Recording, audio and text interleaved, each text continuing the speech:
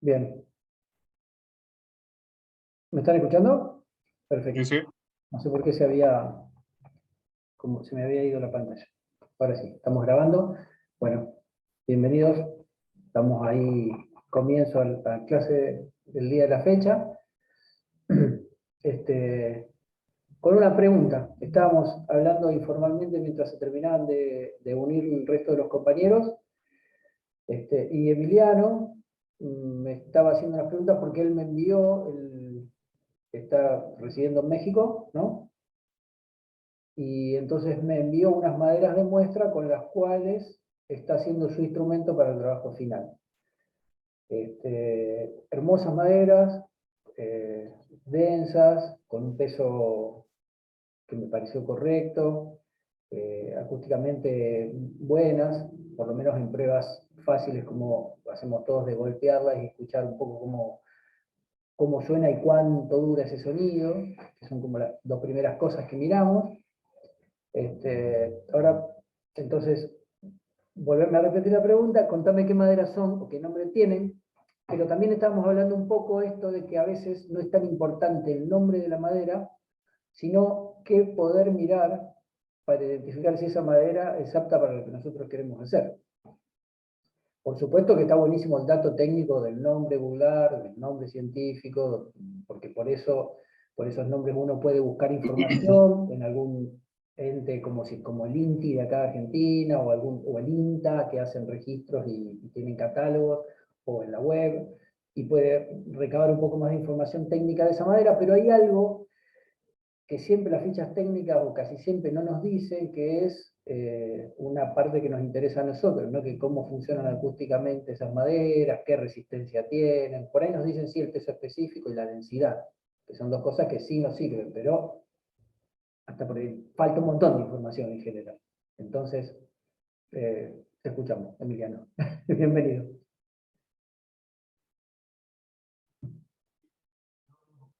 Principalmente porque en mi caso particular estuve, estuve buscando maderas endémicas, es decir, obviamente de la zona, y digamos, y como todos son esa prueba y error, uno va buscando en base al requisito primero acústico, y yo en mi caso fui al revés. La parte técnica, y teniendo la parte técnica salía.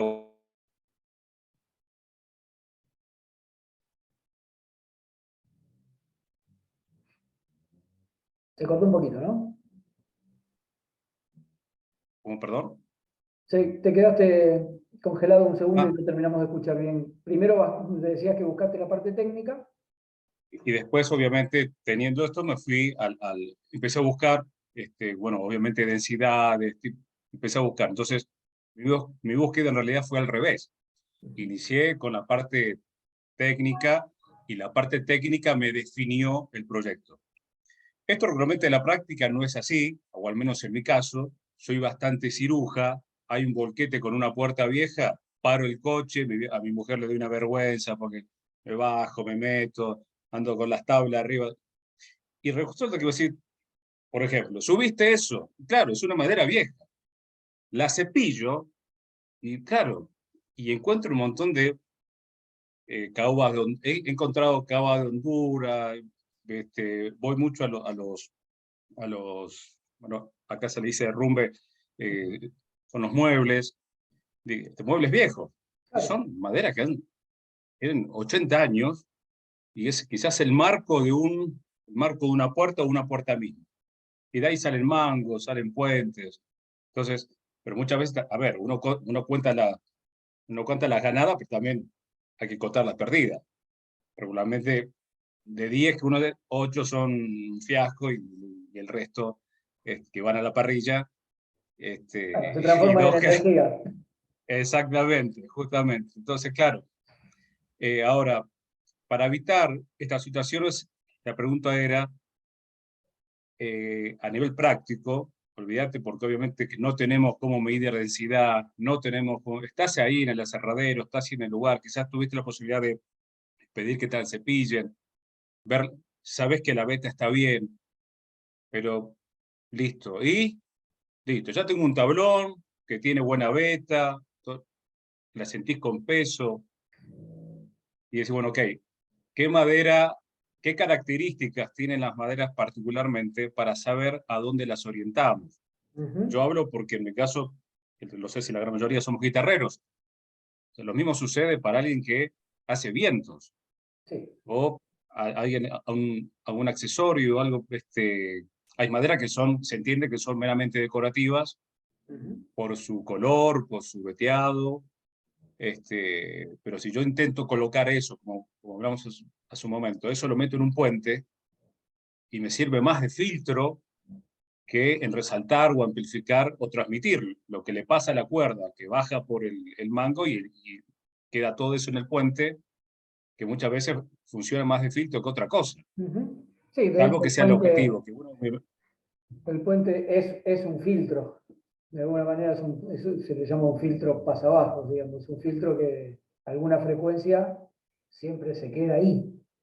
exacto, Por eso también depende la madera que elegimos para el puente, depende del instrumento que queremos hacer. No es la misma, no va a ser la misma madera para una guitarra flamenca que para una guitarra clásica, porque necesitamos otras cosas que nos pase, otras cosas, que nos pase algunas cosas y que nos filtre algunas otras. Entonces podemos elegir de acuerdo a las características que conocemos de la madera, qué madera elegir para el puente.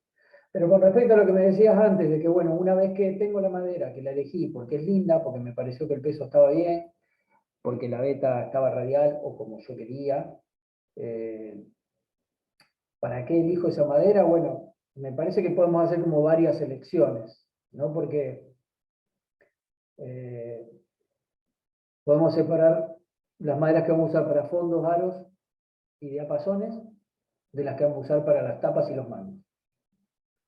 Ahí ya tenemos como dos densidades distintas, porque podríamos usar una madera muy dura para un mango, si quisiéramos, pero bueno, nos desequilibraría seguramente el instrumento en el peso, eh, más que nada eso. Después creo que funcionaría igual, pero en una cuestión de peso, tendría en una guitarra, por ejemplo, sentirías como que el mástil pesa más de lo que tiene que pesar y eso desequilibraría un poco el instrumento. Pero salvo eso, digamos, para los mangos siempre se usan maderas semiduras, de las maras, los cedros, las caobas, maderas de crecimiento continuo. Pueden ser, a veces se puede usar algunas especies de coníferas, si son densas, puede ser un ciprés de veta muy apretada, se podría usar, por ahí reforzándolo con algo. Pero bueno, tenemos como esa característica de maderas para el mango. Para las tapas sabemos que en general son pinos o maderas similares, pueden ser algunas caobas. Ahora se está empezando a usar la pablonia o el kiwi, que bueno, después podemos hablar, a mí no me termina de convencer mucho, pero funciona. Y bueno, y antiguamente se usaban álamos y se usaban algunas especies de chopos, que son de esa familia. Y para los fondos y los aros y los diapasones usamos maderas de semiduras para arriba. Entonces ahí ya tenemos una primera separación, ¿no? Si decimos es una madera pesada, semidura o dura, bueno, la miro con intención de usarla para el fondo y los aros o para el diapasón. Después, una vez que tenemos esa separación, podemos empezar a hacer una serie de pruebas, que parte vamos a hacer en el trabajo práctico del segundo tema, que son pruebas de torsión, pruebas de flexibilidad, pruebas de punto de quiebre, de peso y de sonoridad. Entonces ahí vamos a poder empezar a separar aunque sea así a grandes rasgos, por maderas que tienen un timbre más agudo, que tienen un timbre más medio, que tienen un timbre más bajo, maderas que son muy flexibles, medianamente flexibles y poco flexibles, maderas que son pesadas, no tan pesadas y casi livianas, digamos, dentro de las duras. Entonces podemos empezar a como a hilar más finito y más allá del nombre o la característica que tenga, podemos empezar a reconocer por grupos de madera. Entonces ahí podemos después elegir las que vamos a usar para el puente, que por ahí están buenas según en la mayor. esto ya es opinión personal y gusto, ¿no? Pero las maderas que son duras, pero que no son de una pasta demasiado cerrada y un poro muy cerrado, para mí funcionan mejor en el puente que las que son muy duras y muy cerradas y muy densas. Salvo que quieras, por ejemplo, una guitarra flamenca, vamos a ir a un ejemplo claro, en una guitarra flamenca un puente de ébano funciona bárbaro. En una guitarra clásica un puente de palisandro funciona mucho mejor.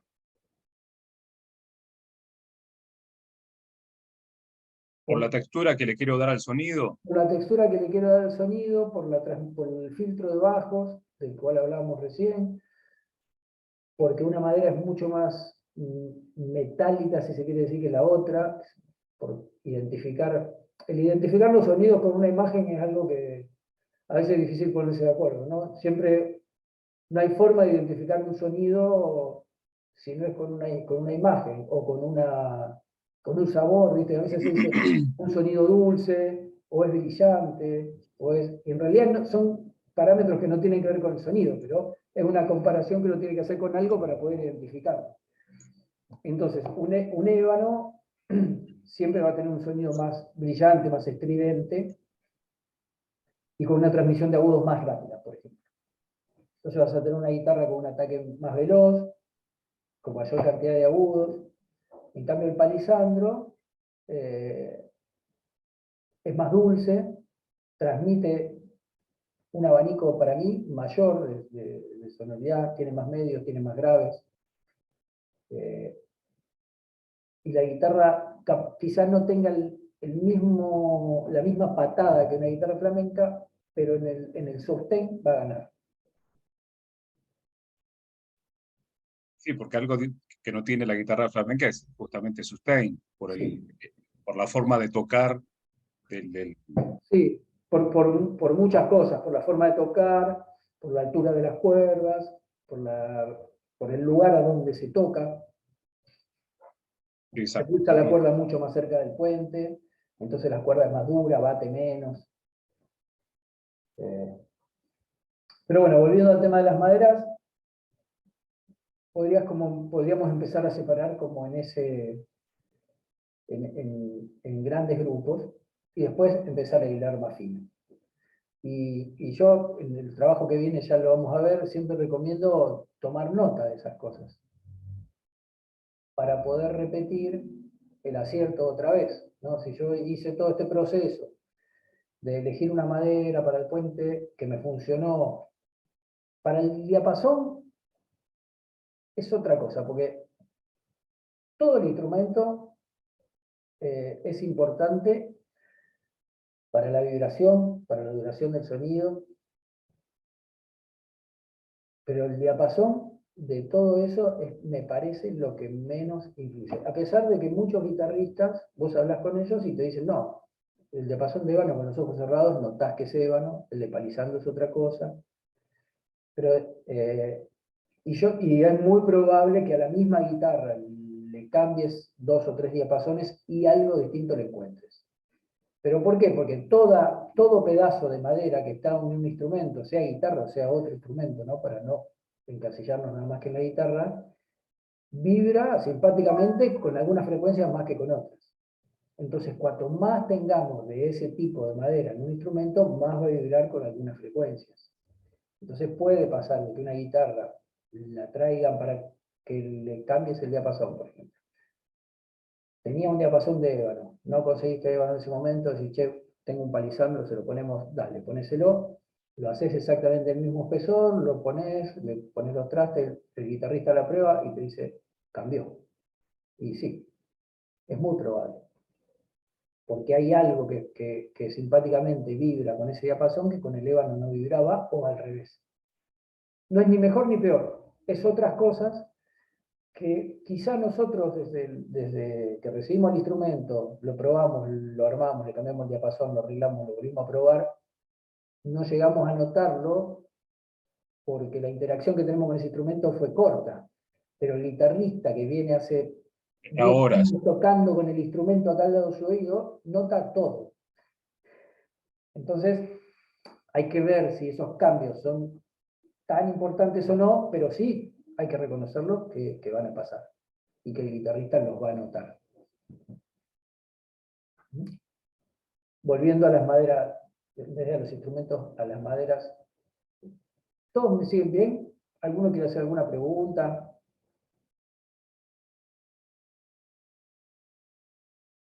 Ok, buenísimo. Porque los veo ahí medio mudos, digo, No sé si por ahí los estamos aburriendo. No, no, no. Hernán, buenas noches. Buenas noches. Quería hacerte una consulta porque, digamos, yo fabrico instrumentos de aire y justamente están hablando de unas maderas que son geniales y dentro de lo que son los instrumentos, digamos, de aire, prácticamente el material, si la superficie, digamos, tiene laca y no hay ninguna absorción por una superficie un poco rugosa, prácticamente la madera pasa a ser una cuestión casi, te diría, estética. Y yo los escucho hablar a ustedes y hablan de un diapasón de ébano que tiene una dureza enorme y cambian palisandro y dicen que ustedes sienten cambios. Ahora, ¿por qué? Digo, pregunto, ¿no? Porque, digamos, nosotros técnicamente, incluso hay gente que te hace didgeridoo de fibra de vidrio, y sí, te ganan en peso, son una manteca, son recontra transportables. Pero bueno, se ve que en la parte de aire, los aerófonos, eso casi no contaría como sí les pasa a ustedes. Sí, yo charlo mucho de esto con Ángel San Pedro, que usted es profe de ustedes también.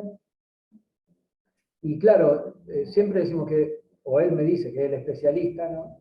Pero comparamos ahí cuestiones laborales de que muchas veces tiene, no que muchas veces, que siempre tiene más que ver el pulido interior, por ejemplo, cómo está la superficie adentro y cómo pulido está eso, y el poro que tiene eso, o el no poro que tiene, mejor dicho, que el resto. Digamos, de ahí, lo que pasa de esa superficie para la pared del instrumento hacia afuera, como que influye muy poco en los instrumentos de viento. Seguramente si se mide muy con un analizador de espectro, hay algunos armónicos y algunas cuestiones que sí cambian, pero es muy probable que pase lo mismo que con esto que te decía del diapasón y el guitarrista. Que solo lo note el que hace mucho tiempo que toca esa quena de ébano y la cambia por una de palisandro. Y dice, che, esto algo distinto, y a veces, muchas veces son tan sutiles las cosas que ni siquiera se puede identificar qué es. Por ahí el instrumentista te dice, es distinta, tiene algo, suena distinto, está afinada en la misma nota, el tubo mide lo mismo, los agujeros son más o menos iguales, pero algo distinto tiene. Y es eso, por ahí son vibraciones que están casi en un espectro que no oímos, pero notamos que algo distinto tiene. No sé, vos tocás también. Los que construyen vientos tienen la característica de sí o sí tienen que tocar. Sí, es cierto eso, sí. Cosa que no Sí. pasa con los de cuerda, que algunos tocamos, otros no. Yo me incluyo entre los que no toco. Digamos, toco un poco, pero no sé una canción entera.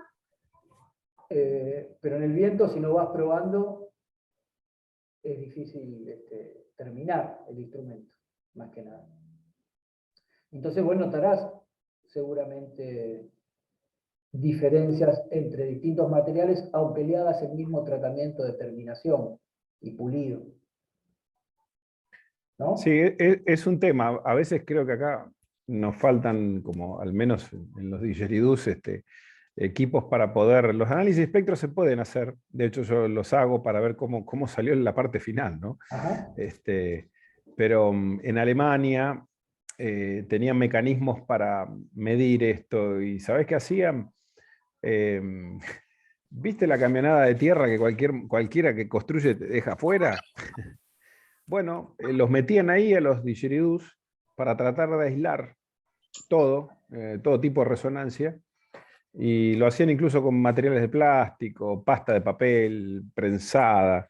O sea, el didgeridoo y por afuera del didgeridoo una montaña de algo. Sí, era muy cómico ver la foto, solamente la campana de un lado y la boquilla del otro y el instrumento aislado. Bueno, tengo acá una pequeña que quiere que ¿Y le preste cuál, atención.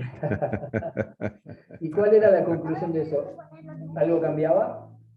¿Cómo? Y en ese experimento, ¿algo cambiaba o el instrumento sonaba igual? Mirá, lo que habían descubierto ellos es que parte de la vibración... Espera, mi amor, perdonen, pero bueno. Está bien. Ahí voy, dame un segundo, discúlpame. Lo que descubrieron fue que prácticamente parte de la vibración de la columna de aire pasa al cuerpo de la madera. Pero yo me comuniqué con ellos, pero es un proyecto personal que tienen y no lo difunden abiertamente y me parece lógico, cada uno tiene su... de hecho, el que los hace no los vende, por ejemplo. Ajá. Es solo experimental lo que está haciendo. Sí, sí, sí, sí, sí, sí, sí. Tienen simuladores enormes y bueno, dicen que parte de la frecuencia pasa al cuerpo de la madera o el elemento que suplante la madera, pero no todo y eso no haría en principio la diferencia, hasta eso pudieron medir. Claro. Bueno, con los instrumentos de cuerda se ha hecho algo parecido de, de meter el instrumento, una guitarra o un violín, en una caja de arena. Como para dejándole la tapa solamente al descubierto. Entonces la arena hasta la tapa, cosa de casi anular o chuparle la vibración al fondo y a los aros, para ver la diferencia entre... Y pasa algo parecido. La influencia de los aros y el fondo en el sonido emitido por la tapa es un porcentaje bajo. Es un porcentaje bajo. Yo lo pienso como que lo que vibra en el instrumento, más allá de la tapa, que la podemos pensar como una membrana, ayuda a que esa membrana vibre durante más tiempo. Porque hay como una retroalimentación de eso, o no. Porque los constructores que hacen guitarras, que trabajan con fondos dobles y aros dobles, que son guitarras mucho más pesadas, logran guitarras de mucho volumen. Y esto se debe a que los aros del instrumento, cuando la tapa se mueve, los aros del instrumento absorben también parte de esa vibración. Entonces, eso hace que la tapa quizá vibre un poco más de tiempo, que tenga un poco más de sustento, pero no tiene la misma reacción inmediata que cuando eso está más rígido. Cuando los aros y el fondo son más rígidos, la tapa tiene un movimiento más inmediato y más potente, porque no hay nada que le chupe parte de esa vibración. En principio, digamos, hay como una primera acción que te amortigua un poco esa vibración, después cuando entra en frecuencia todo, puede hacer que dure más. Pero entonces las guitarras tipo Smallman, que por ahí tienen aros muy reforzados y fondos dobles, las tapas muy finas, son guitarras que tienen una respuesta que pegas a una cuerda así y es un cañón. Es como un sonido más moderno, más fuerte, pero bueno, para algunas cosas funcionan muy bien. Meternos en el tema del sonido también es una cuestión de mucha versatilidad, no puede ir agarrado de muchos lados, porque cada uno de nosotros tenemos creada una concepción del sonido distinta. Si bien coincidimos seguramente en el 80% de las cosas, porque hay cosas que más o menos escuchamos todas las mismas frecuencias, más o menos, algunos habrá perdido oído, otros no, pero sabemos que todos escuchamos entre un rango y un rango, que después empezamos a perder las puntas y escuchamos más en el medio.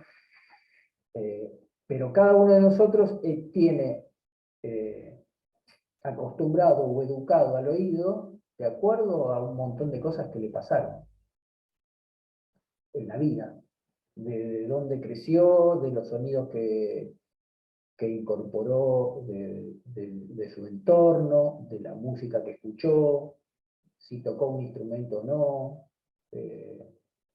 de un montón, hasta de las voces que nos rodean. Entonces, hay frecuencias que a algunas personas le resultan más placenteras o más amenas, y a otras no, y al revés, y eso tiene que ver con la educación auditiva que tuvimos cada una, que va creando un concepto sonoro, que debe ser un mundo en cada uno de nosotros, y que en el medio hay un montón de cosas en las cuales coincidimos. Entonces, ¿cómo crear un concepto sonoro sin estar agarrado de todo eso? Es muy difícil. Digamos, en el taller estoy seguro que todos sabemos cómo tiene que sonar o cómo tiene que responder un instrumento para que medianamente esté bien. Para que digamos, bueno, este instrumento cumple con lo que yo quería, que suena, tiene volumen, tiene un espectro amplio de sonido, son parejas las cuerdas, son parejas los volúmenes de los agujeros, cumple con cierta cantidad de cosas que uno busca. Pero después, a uno le puede gustar más o uno menos, como el cliente que llega y dice, esta guitarra es hermosa, o esta no va para lo que yo hago. Esa sería ¿no? Porque no hay malas ni buenas, hay malas. Todos sabemos que hay malos instrumentos, pero digamos, dentro de los buenos instrumentos también hay una variedad sonora que cada uno le va a resultar mejor o peor de acuerdo a lo que hace y a lo que tiene acostumbrado su oído. Me avisa la reunión que se está por terminar el tiempo, renovamos, creo que podemos con el mismo link. Si no llegamos a poder con el mismo link, rápidamente armo otra y la pongo ahí en la plataforma. Pero creo que vamos a poder renovar. Igual quedan 6 minutos. Sí, 6 minutitos. Aprovecho esto para consultarte.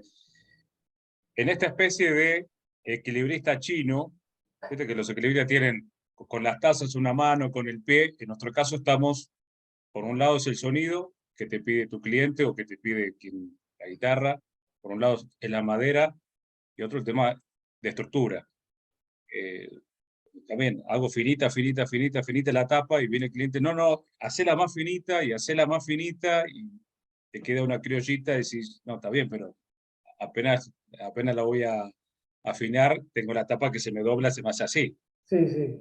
No, lo primero es no hacerle caso al cliente. No tiene por qué decirte cómo hacer la tapa. Claro, no, es que justamente por eso, es que, bueno, eso depende de cada uno. Yo al menos hago participar un poco al que quiera hacerlo.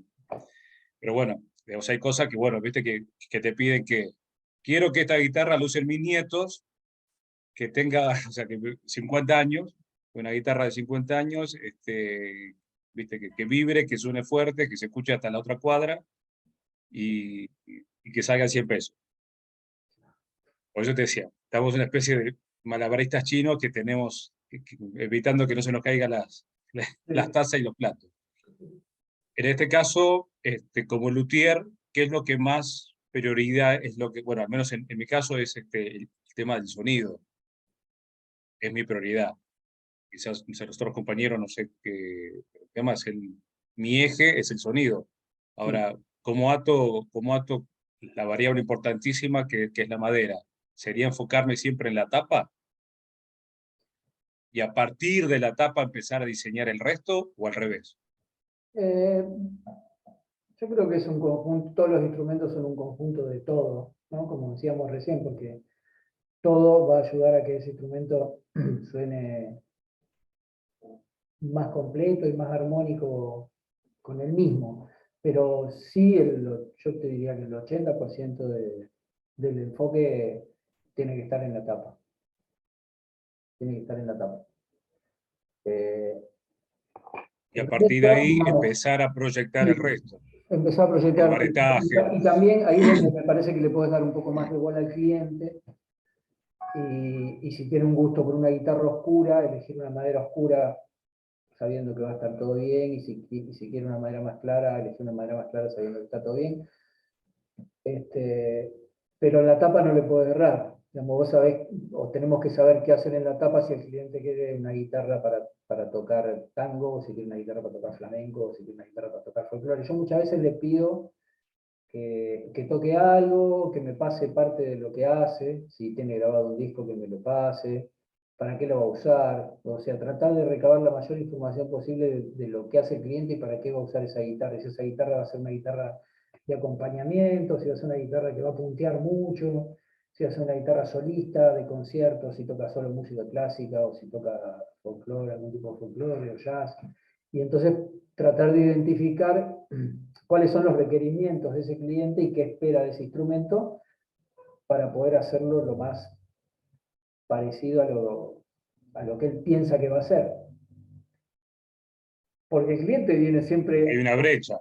viene comprando una ilusión, ¿no? Que nosotros tenemos que hacer realidad y tenemos un compromiso tremendo con eso. Hay que saber leerle mucho, digamos, el pensamiento y la forma y el estilo al cliente para tratar de hacer algo que le guste, que cumpla con las Pero ¿qué expectativas. diferencia A mí hay? nunca me ¿Qué pasó, perdón, sí, sí. No, nunca me pasó que Yo el digo, cliente diga, sonaba menos de lo que esperaba o es peor de lo que esperaba. Siempre quedó conforme o superó las expectativas.